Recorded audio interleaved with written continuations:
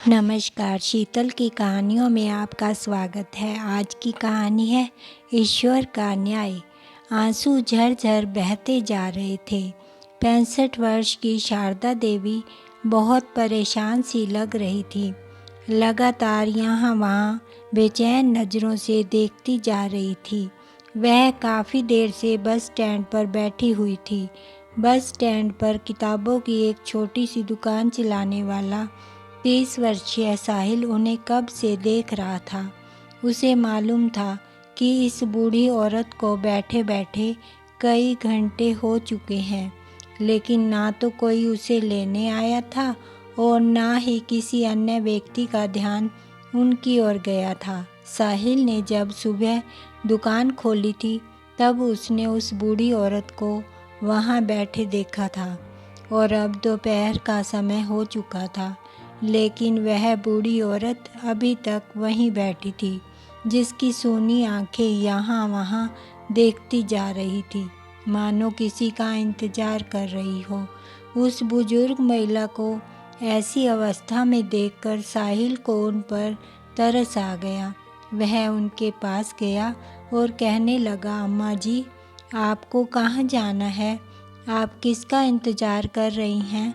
क्या कोई आपको लेने आएगा? साहिल के सवाल पर शारदा जी बोली, बेटा, सुबह मैं यहाँ पर अपने बेटे और बहू के साथ आई थी। दरअसल उन लोगों को भूख लगी थी, इसलिए पास की दुकान से खाने के लिए कुछ लेने गए थे, पर पता नहीं क्यों उसे इतना समय लग गया। क्या तुम पास की दुकान से जाकर पता कर सकते हो कि वह लोग अब तक आए क्यों नहीं? उनकी बात सुनकर साहिल ने कहा, लेकिन माँ जी, पुणे जाने वाली बस तो सुबह सुबह ही निकल जाती है। यह सुनकर शारदा जी बोली, नहीं नहीं बेटा, तुम्हें कोई गलतफहमी हुई है। मेरा बेटा मुझे अपने साथ ही पुणे लेकर जा रहा है। वह यहीं पास में ही गया है। पता नहीं कैसे इतना समय लग गया, शायद आता ही होगा। ठीक है माँ जी, जब आपका बेटा आ जाए तो आप उसके साथ चली जाना, लेकिन आपको भूख लगी होगी तो क्या मैं आपके लिए खाने को कुछ ले आऊँ? साहिल ने पूछा तो शारदा जी होठों पर मुस्कान लिए बोली, नहीं बेटा, मुझे खाने को कुछ नहीं चाहिए, बस मुझ पर एक उपकार कर दो। अगर हो सके तो मेरे बेटे को बुला दो, उसका नाम अरुण है। तब साहिल ने कहा, ठीक है माँ जी, मैं जाकर देखता हूँ। ऐसा कहकर साहिल ने आसपास की सभी दुकानों पर जाकर देखा, लेकिन अरुण नाम का कोई व्यक्ति उसे नहीं मिला। सभी जगह देखकर साहिल ने वापस लौटकर शारदा जी को कहा, माँ जी, मैं सब जगह देख कर आया हूँ, लेकिन आपके बेटे और बहू का कुछ पता नहीं है।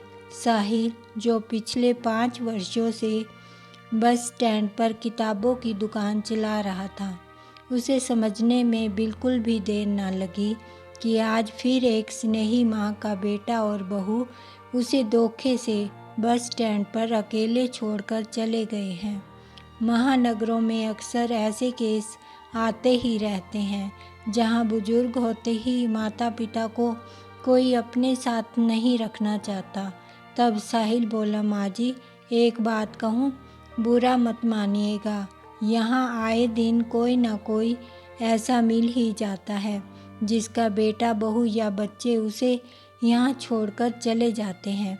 और यही नहीं, कभी कभार मंदिर में या पार्क में भी आजकल बच्चे अपने माँ बाप को छोड़कर चले जाते हैं।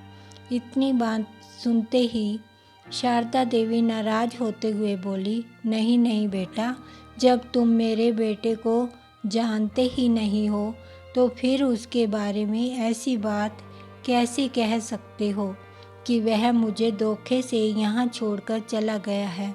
तुमने ठीक से देखा ही नहीं होगा। नहीं माँ जी, मैं सब जगह अच्छे से देख कर आया हूँ, साहिल ने कहा। तो शारदा जी और भी ज़्यादा परेशान हो गई। फिर खुद को समझाते हुए बोली, कोई बात नहीं, हो सकता है कि कुछ और काम आ गया हो। थोड़ी देर बाद वह ज़रूर वापस आएगा। इसके बाद साहिल भी अपने काम में व्यस्त हो गया। धीरे धीरे शाम ढलने लगी। जब साहिल अपने घर जाने लगा तो अंधेरा हो चुका था। शाम के समय सर्दी पड़ने लगी थी। बेचारी बूढ़ी शारदा जी अपने साड़ी के पल्लू से खुद को ढकने की असफल कोशिश कर रही थी और ठंड से कांपती जा रही थी। साहिल एक भला व्यक्ति था। उसने शारदा जी के पास आकर पूछा, माँ जी, आप रहती कहाँ हैं? आपका नाम क्या है और आपका बेटा कहाँ रहता है? क्या आपको मालूम है? तब शारदा जी ने उसे अपना नाम बताते हुए कहा कि बेटा, मुझे अपने बेटे के पुणे वाले घर का पता तो मालूम नहीं है, ना ही मुझे यह पता है कि वह किस कंपनी में काम करता है, उसका ऑफिस कहाँ है। बस कुछ दिन पहले ही बेटा मुझे गांव से इस शहर में अपने पास लेकर आया था। यहाँ मैं अपने इकलौते बेटे, बहू और 14 साल के पोते के साथ रहती थी। फिर बेटे ने मुझे बताया कि अब उसका तबादला पुणे में हो गया है, तो मैं उनके साथ वहीं जा रही थी। अब तो इंतज़ार करते करते रात होने को आई, लेकिन कोई नहीं आया। तभी साहिल ने कहा, माँ जी, यदि आप चाहें तो आप मेरे साथ मेरे घर पर चल सकती हैं। मेरे परिवार में मेरी पत्नी और 2 बच्चे हैं। यदि आप चाहें तो आप रात वहीं काट लीजिए, सुबह यहाँ वापस आ जाइएगा। इस पर शारदा जी बोली, नहीं बेटा, यदि मैं यहाँ से चली गई और मेरा अरुण यहाँ आ गया तो वह मुझे ढूंढने लगेगा और मैं ना मिली तो वह कितना परेशान हो जाएगा। तुम जाओ बेटा, मैं यहीं ठीक हूँ। तब साहिल ने अपनी दुकान में रखा एक मैट वहाँ बिछा दिया और अपने बैग में से एक शॉल निकाला और शारदा जी को ओढ़ाते हुए बोला, अब आपने मुझे बेटा कह ही दिया है तो आप यहाँ आराम से बैठिए। रात को सर्दी पड़ने लगेगी तो आप कहीं बीमार ना हो जाएं। तब शारदा जी शॉल ओढ़कर वहीं बैठ गई और साहिल को दुआएं देने लगी। जाने से पहले साहिल ने पास की दुकान से कुछ खाने का सामान खरीदा और उन्हें देकर अपने घर चला गया। घर जाकर साहिल ने अपनी पत्नी को आज की घटना के बारे में बताया। इधर शारदा जी का खाना खाने का बिल्कुल भी दिल नहीं था। अपने बेटे का इंतज़ार करते करते ठंड से सिकुड़ते हुए उन्होंने पूरी रात ऐसे ही बिता दी। उनकी चिंता हर बीतते पल के साथ बढ़ती जा रही थी। उस शहर में अपने बेटे के अलावा वह किसी को जानती भी तो नहीं थी।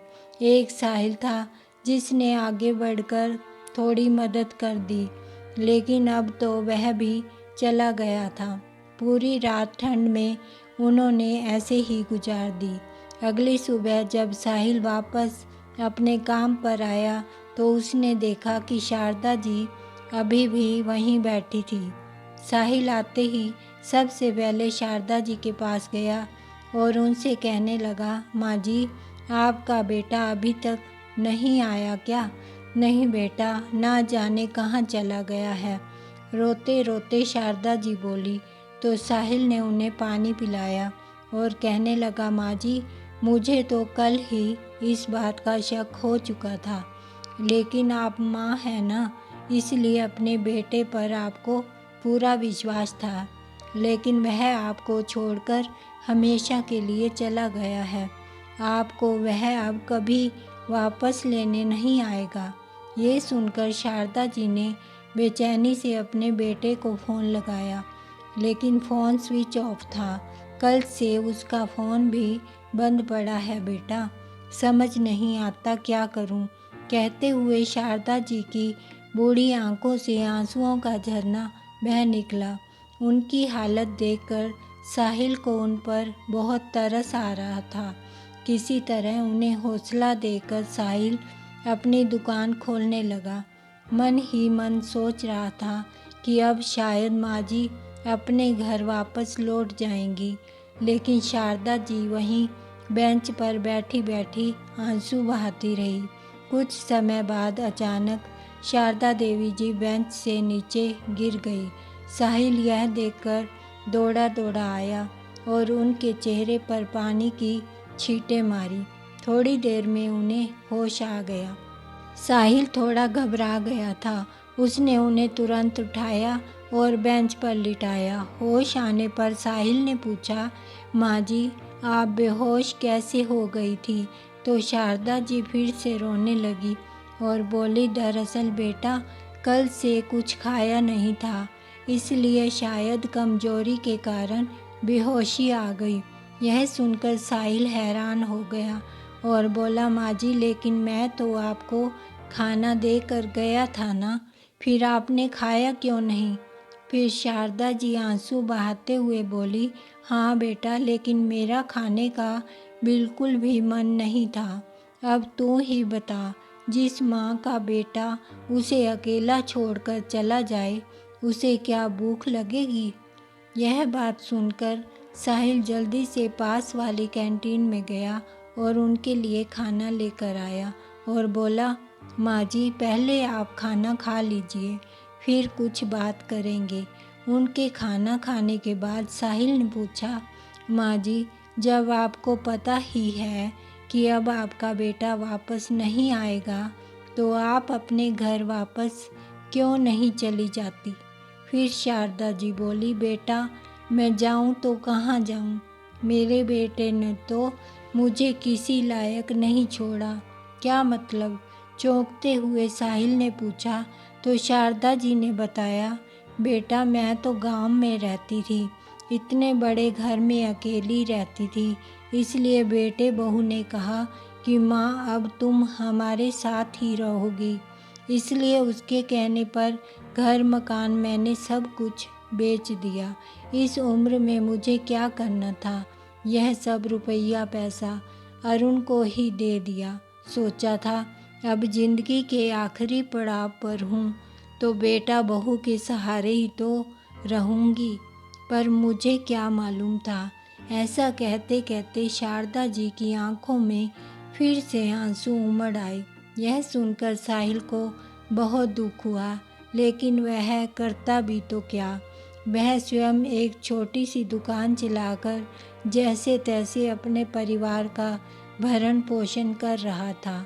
उसने उन्हें शांत करवाया और फिर से अपनी दुकान संभालने लगा। कुछ देर बाद शारदा जी वहाँ से उठकर कहीं चली गई। रात को घर लौटते समय साहिल ने देखा कि बाहर फुटपाथ वाली जगह पर एक बूढ़ी औरत बैठी हुई थी जो ठंड से कांप रही थी। इस समय वहाँ कुछ कुत्ते आकर जोर जोर से भौंकने लगे, तो वह बूढ़ी औरत अचानक से डर कर वहाँ से उठ गई। उसी समय साहिल ने देखा कि वह बूढ़ी औरत तो शारदा जी ही थी। यह सब देखकर उससे रुका ना गया। उसने उन कुत्तों को वहाँ से भगाया और शारदा जी को एक तरफ बिठाकर उसने अपनी पत्नी को फ़ोन लगाया और सारा वृत्तांत बताते हुए उसने अपनी पत्नी से पूछा, सीमा पैसों के अभाव में मैं अपनी माँ का ढंग से इलाज नहीं करवा पाया था, जिसका मुझे आज तक दुख है। लेकिन यदि आज इन अम्मा जी को कुछ हो गया तो मैं अपने आप को कभी माफ़ नहीं कर पाऊँगा। इसलिए मैं चाहता हूँ कि मैं माँ जी को अपने साथ घर पर ले आऊँ। साहिल की पत्नी सीमा काफ़ी संस्कारी और समझदार थी।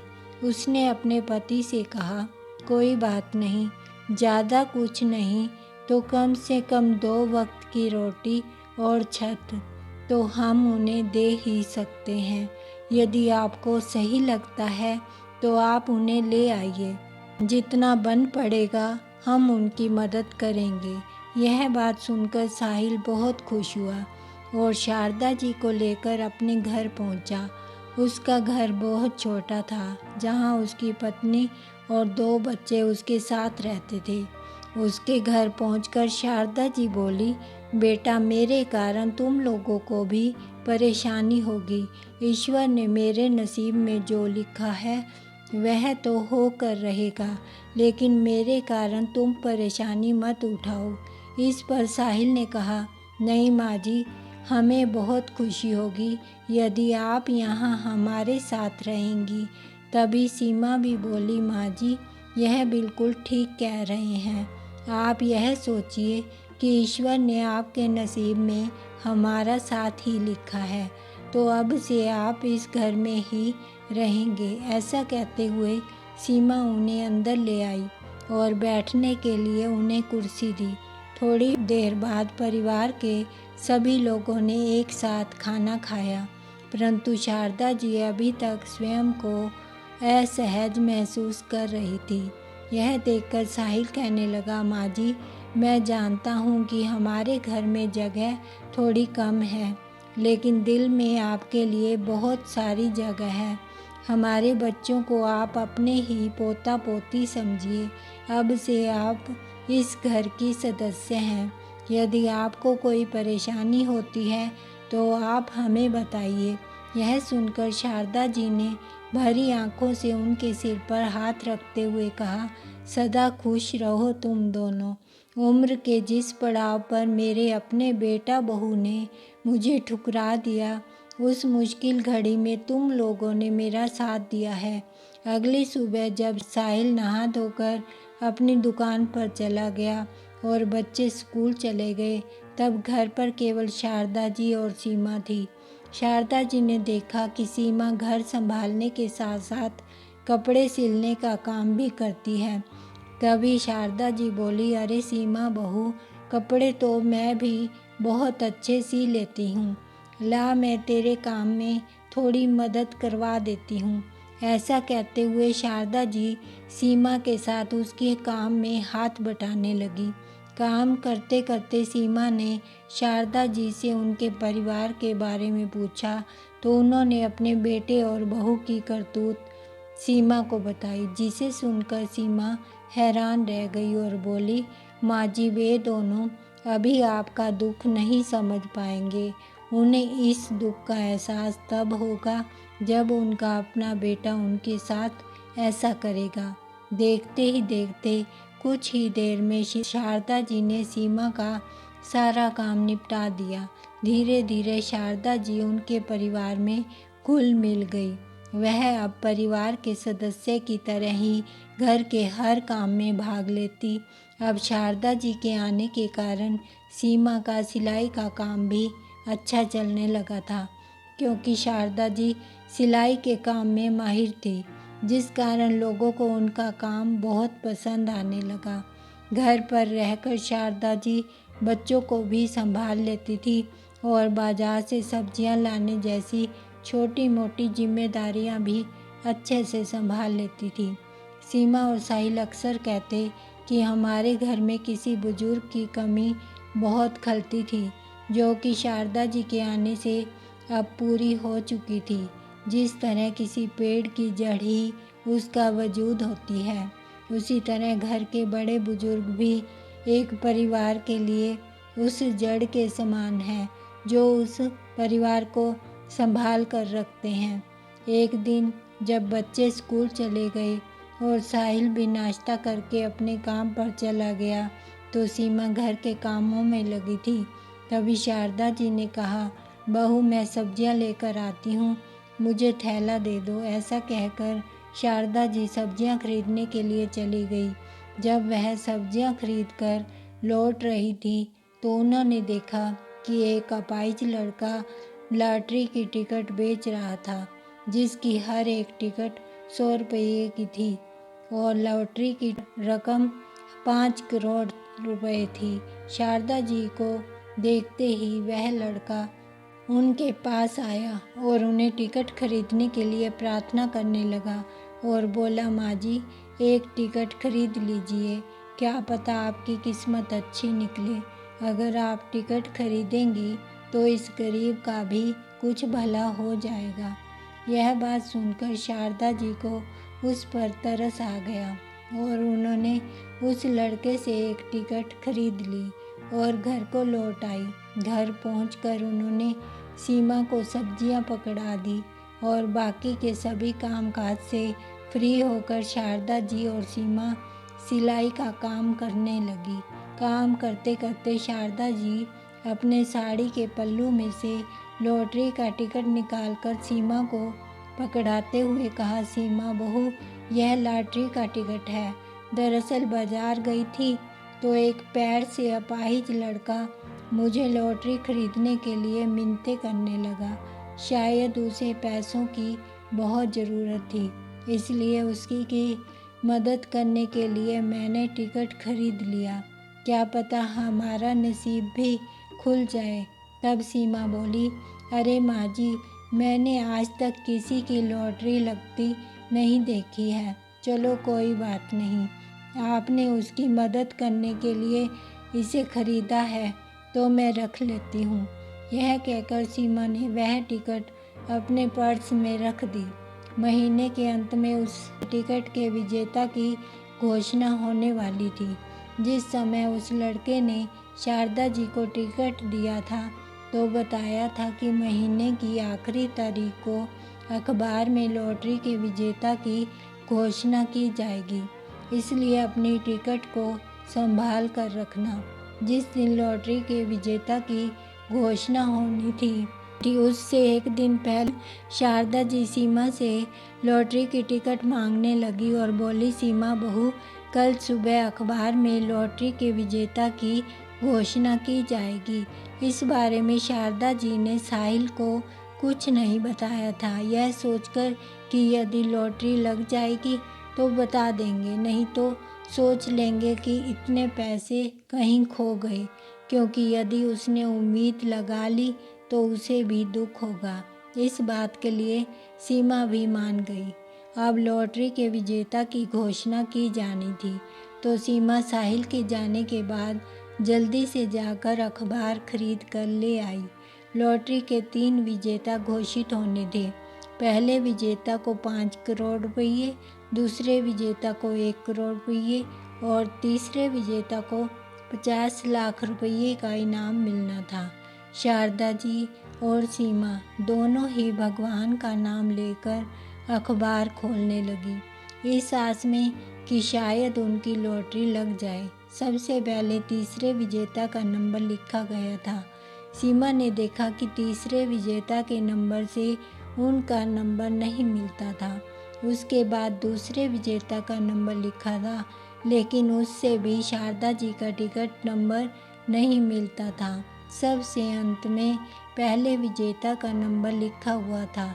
जैसे ही सीमा ने उस नंबर को पढ़ा तो शारदा जी खुशी से चिल्ला उठी, क्योंकि यह उन्हीं के टिकट का नंबर था। यह देखकर सीमा की भी खुशी का ठिकाना न रहा। दोनों सास बहू खुशी मनाते हुए नाचने लगी, क्योंकि उन्हें 5 करोड़ की लॉटरी लगी थी। थोड़ी ही देर में साहिल घर वापस लौट आया, क्योंकि आज बिजली का बिल भरने की आखिरी तारीख थी, इसलिए वह बिल लेने के लिए घर वापस आया था। घर लौटकर देखा तो उसकी माँ और पत्नी खुशी से झूम रही थी। यह नज़ारा देखकर साहिल बोला, अरे वाह, क्या बात है, आज तो आप दोनों बड़ी खुश नज़र आ रही हैं, कि आखिर हुआ क्या है। तभी खुशी के मारे सीमा ने उसे गले लगा लिया। अरे अब तुम्हें यह छोटी सी दुकान चलाने की कोई ज़रूरत नहीं है। तभी साहिल उसे खुद से दूर करते हुए बोला, तुम भी हद करती हो सीमा, देखो तो माँ खड़ी है। तभी शारदा जी मुस्कुराते हुए बोली, अरे बेटा, जो खबर हम तुझे देने वाले हैं वह खबर सुनकर तो तेरा भी कुछ ऐसा ही हाल होगा। अच्छा, आखिर ऐसा भी क्या हो गया है, अब बात बता भी दीजिए। तब शारदा जी ने साहिल को लॉटरी की टिकट दिखाई और अखबार में पहले विजेता का नंबर दिखाया। यह सब देखकर साहिल को अपनी आंखों पर विश्वास नहीं हुआ कहने लगा, क्या सच में आपकी लॉटरी लगी है? इस पर शारदा जी खुश होते हुए बोली, हाँ बेटा, अब तो बस खुशियाँ ही खुशियाँ होंगी। 2 दिन बाद हमें अखबार में दिए गए इस पते पर जाना है, जहाँ हमें इनाम की राशि दी जाएगी। ठीक 2 दिन के बाद शारदा जी को लॉटरी के इनाम की राशि मिल गई। इतनी बड़ी राशि देखकर शारदा जी, साहिल और उसकी पत्नी सीमा की आंखें आंसुओं से भर आई। कुछ समय बाद उन लोगों ने अपने रहने के लिए एक अच्छी सी सोसाइटी में आलीशान फ्लैट खरीद लिया। सीमा और शारदा जी, जो अभी तक एक छोटे से कमरे में ही सिलाई का काम किया करते थे, लॉटरी के कुछ पैसे से उन्होंने एक बुटीक खोला, जहां वह एक से एक लेटेस्ट डिजाइन के कपड़े तैयार करने लगे। कुछ ही दिनों में उनके काम की ख्याति पूरे शहर में फैलने लगी। अब उन्होंने अपनी मदद के लिए कुछ वर्कर्स भी लगवा लिए। देखते ही देखते उनका बुटीक का व्यवसाय दिन दोगुनी रात चौगुनी तरक्की करने लगा। जिस शहर में शारदा जी रह रही थी, उसी शहर में ही शारदा जी की बहू का मायका भी था। जब शारदा जी की समधन को यह पता चला कि शारदा जी अब करोड़ों की मालकिन बन चुकी हैं और उन्होंने अपना अच्छा खासा व्यवसाय खड़ा कर लिया है, तो यह जानकर उनकी हैरानी का ठिकाना ना रहा। उन्होंने तुरंत अपनी बेटी यानी कि शारदा जी की बहू सोनिया को फ़ोन किया। जैसे ही सोनिया ने फ़ोन उठाया तो उसकी माँ बोली, अरे बिटिया, गजब हो गया, मुझे तो अपने कानों पर विश्वास नहीं हो रहा। अपनी माँ की बात सुनकर सोनिया बोली, अरे माँ, क्या हुआ? आपने कोई अजूबा देख लिया क्या? ऐसा ही कुछ समझो बिटिया, तेरी सास ने जो कारनामा किया है, पूरे शहर में उसके चर्चे हो रहे हैं। सुना है तेरी सास की पूरे 5 करोड़ की लॉटरी लगी है। अब तो तेरी सास अपना व्यवसाय खड़ा करके खूब धन कमा रही है। यह बात सुनकर सोनिया के हाथ से फ़ोन छूट गया। उसे चक्कर आने लगे। उसे ऐसे लगा जैसे पैरों तले ज़मीन ही खिसक गई हो। अरुण ने भी जब पूरा वाक़या सुना तो वह हैरान रह गया, लेकिन पछतावे के अलावा अब किया भी क्या जा सकता था। अभी इस बात को केवल 2 दिन ही बीते थे कि एक रात सोनिया का पति अरुण घर में मुंह लटकाए वापस आया और बोला, सोनिया, हम कहीं के नहीं रहे, मेरी नौकरी चली गई है। जैसे ही सोनिया ने यह बात सुनी तो वो सिर पकड़कर बैठ गई और अगले दिन सोनिया ने अपनी माँ को यह सारी बात फ़ोन पर बताई और कहा, माँ, मुझे कुछ समझ नहीं आ रहा। अब तो हमने अपने बेटे का उच्च शिक्षा के लिए एक अच्छे इंस्टीट्यूट में दाखिला करवाना था और अब यह मुसीबत पड़ गई। तो उसकी माँ बोली, अरे बिटिया, इसमें घबराने वाली क्या बात है? तेरी सास के पास तो कुबेर का खजाना है। उनके पास जाकर उनसे माफ़ी मांग लो, देखना झट से पिघल जाएगा समधन जी का दिल। सोनिया को अपनी माँ की यह बात अच्छी लगी। उसने अपने पति को सारी बात बताते हुए कहा, चलो तुम्हारी माँ से मदद मांग लेते हैं। फिर क्या था, अगले दिन ही वे दोनों शारदा जी के बुटीक में पहुंच गए। वहां पहुंचकर देखा तो वहां तो जैसे मेला सा लगा हुआ था। सारी तरफ चहल पहल थी। यह देखकर वे दोनों कुछ देर के लिए अलग से खड़े हो गए।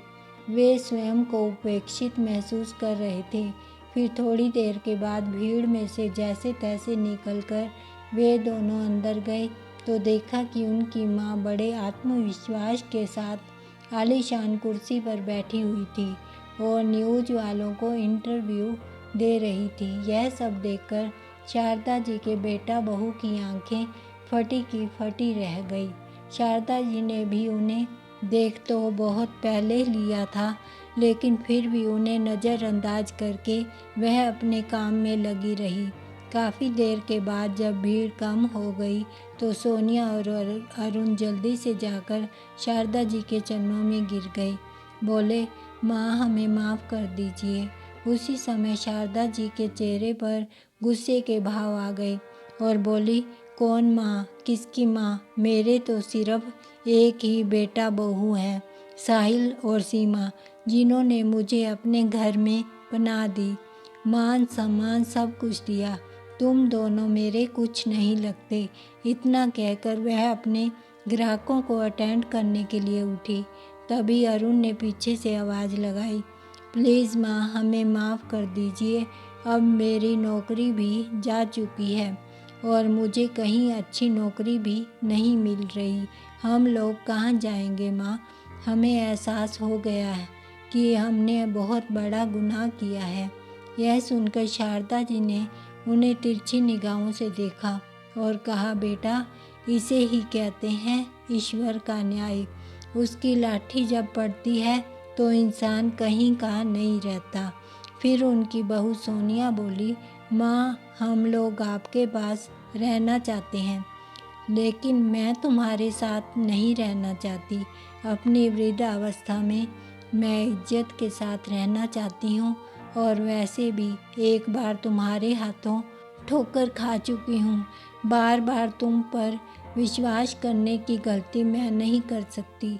तभी सोनिया बोली, लेकिन माँ जी आप यह भूल रही हैं कि आपकी जायदाद पर हमारा भी हक बनता है। तभी शारदा जी बोली, किस हक की बात कर रहे हो तुम दोनों? वह हक तो उसी दिन ख़त्म हो चुका था जिस दिन तुमने मुझे दर दर की ठोकरें खाने के लिए बस स्टैंड पर छोड़ दिया था। अपनी माँ के मुंह से यह बात सुनकर दोनों बेटा बहू अवाक से रह गए और हैरानी से एक दूसरे की तरफ देखने लगे। फिर चेहरे पर आत्मविश्वास भरे स्वर में शारदा जी बोली, तुम लोग यहाँ मेहमान हो, इसलिए कुछ खा पी कर जाना। ऐसा कहते हुए शारदा जी ने अपने नौकर को चाय लाने को बोला। फिर उन्हें नज़रअंदाज करके शारदा जी चेहरे पर गर्व भरी मुस्कान लिए अपने काम में व्यस्त हो गई। आपको यह कहानी कैसी लगी प्लीज़ लाइक करें, कमेंट करें और सब्सक्राइब करना बिल्कुल मत भूलें। धन्यवाद।